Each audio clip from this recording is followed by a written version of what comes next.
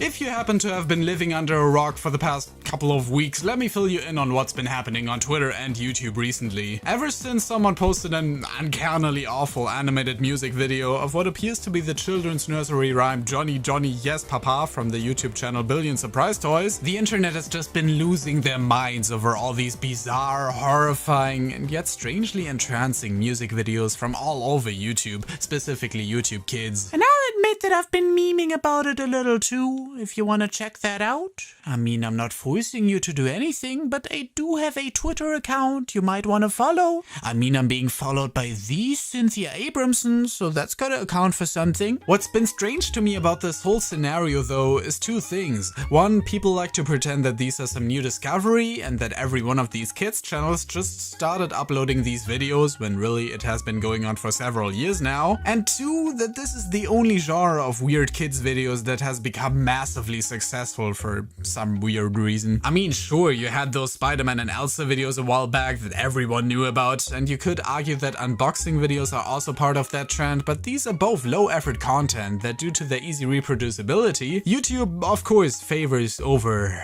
quality content. But what about all those cartoon compilations that come up either when you search for some of your favorite shows or even just when you open up your homepage? The numbers may not be nearly as astronomical as most of these Johny Johny Yes Papa videos, but you could argue that those are at least somewhat original content, whereas all those Peppa Pig 24/7 live streams are pretty much just direct rips.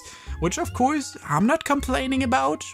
Gotta get my daily Ed Netty dosage from somewhere. Plus, for the most part, they are of course well-known properties that kids will click on because they recognize the characters, so it does make sense that they are as popular as they are, and they also don't do any harm. With that being said, could someone please just explain to me what is going on here?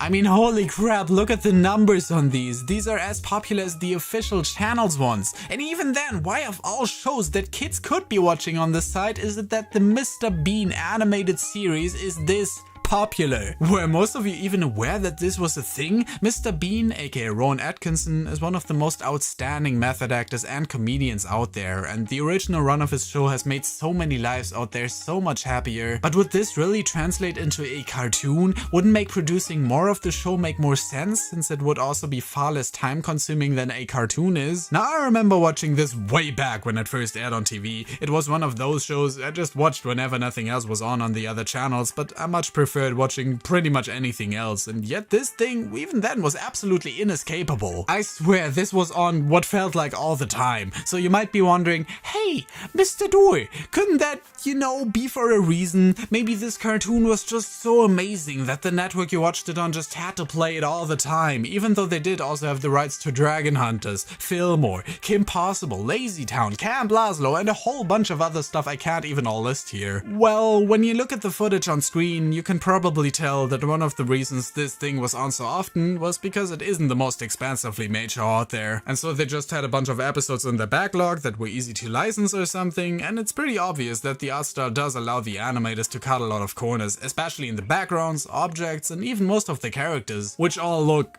minimalistic, let's leave it at that. One thing you'll also notice is that this show has a very weird tendency to place big old black borders over everything except for what is inside them. So for example, you'd have Mr. Bean holding an object, which is then surrounded by his character's border, and yet all the inner linings of that object would still remain the same, which becomes especially bizarre when that object gets away from Mr. Bean into something else on screen, and then adopts that object's outline. It's super weird, and even back when I watched the show was very noticeable. Everything just looked so bland, and while yes, Mr. Bean's character design does capture the real counterpart's most prominent features, it doesn't do a great job at making him seem memorable amidst all the other strange designs. That of course should come from his actions first and foremost anyway, as was the case in the original series, and to refresh your memory on that one, the main point is essentially that Mr. Bean is the ultimate man-child, that reacts to each new everyday situation in the least expected way, and often finds himself as the cause of mayhem, especially in other people's lives. These were mostly one-off characters, with only the exception of his girlfriend Irma, whom he has a, let's say, difficult relationship with. Other than that, we also have Bean's trusty companion Teddy,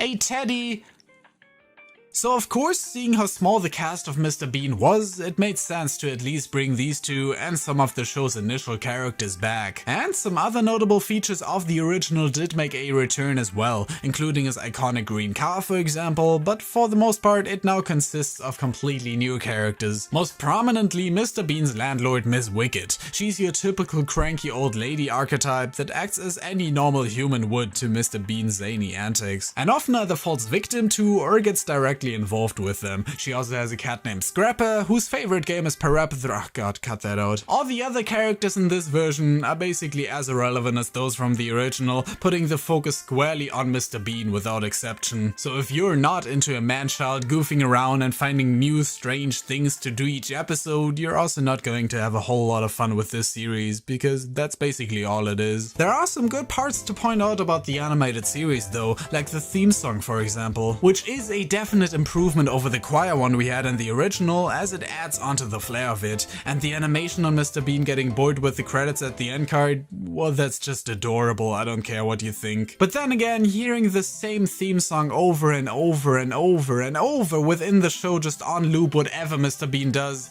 well, that can get on your nerves pretty quickly. Which fortunately gets cancelled out by the fact that some of the scenarios Mr. Bean finds himself in can be just as creative as the ones from the sitcom. I distinctly recall watching the episode Scaredy Bean when I was a kid and being so disturbed by all the weird visuals in it. So you had the cinema clerk turning into a bee while talking to Mr. Bean, and her then carrying him into the cinema screen where he finds himself in a Lucky Charms commercial, in which he then needs to fight off a gigantic version of Scrapper the cat, which then gets sucked up by an alien.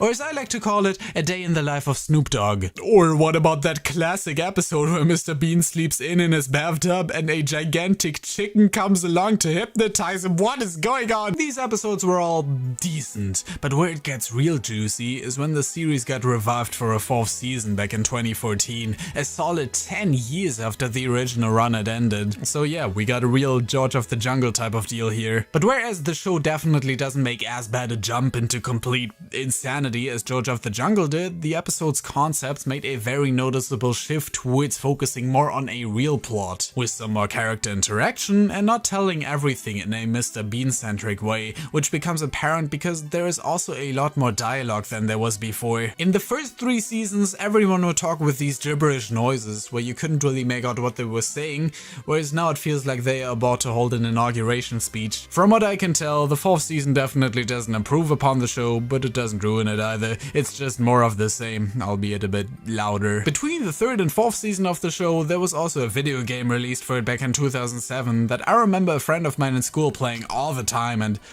boy does it not hold up. Afterwards we also got another 2 mobile games, which I have both yet to play, implying that I will never do so, which I'm going to put on the maybe pile. I find it interesting that the show is so clearly targeted towards children now, because not only was the original Mr. Bean show definitely all ages, but this one at one point was also meant to be adult oriented, which does get apparent in even these thumbnails you'll find of the show on YouTube, which, you know what, let's look at some of these, because some of these are an art form of their own. Okay, so we got Mr. Bean Cartoons So Funny 2018 full episode HD, about 1 hour special compilation 2017, and you can already tell that I clicked on this one, which lets you know that I'm a real Mr. Bean diehard fan, and it only features Mr. Bean looking around for what I'm assuming to be his car or something, nothing too fancy, and it's also keeping it real with the title about 1 hour, not over 1 hour or something else. Okay, so we have Mr. Bean full episode, the best funny cartoon collection of 2018,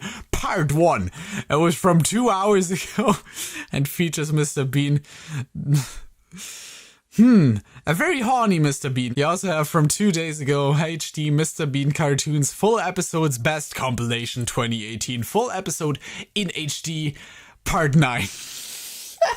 We also have 2 absolute classics in succession, both Mr. Bean Animated Series 2017 Part 14 and HD Mr. Bean Cartoons Mr. Bean Superhero Best Compilation 2018 full episode in HD Part with 2 absolutely stunningly beautiful thumbnails. You just gotta appreciate the work that went into making these as appealing to the eye as possible. The fact that the 2 of these are right above each other makes it even better for me. Let me get that spider into the bathtub. You will enjoy it while I have this spider in the bathtub. Yes, let me get the spider. All things considered, and despite what the strange thumbnails may lead you to believe, this show is definitely harmless. While I fail to understand why it is at the level of popularity it is at the moment, I can't blame anyone for liking it. It can be pretty funny, and while it's not really comparable to the original Mr. Bean, that doesn't mean it doesn't have its own qualities. The voice acting on Mr. Bean himself is great, for example, and there is some fun to be had with this one, but would I go out of my way to watch it?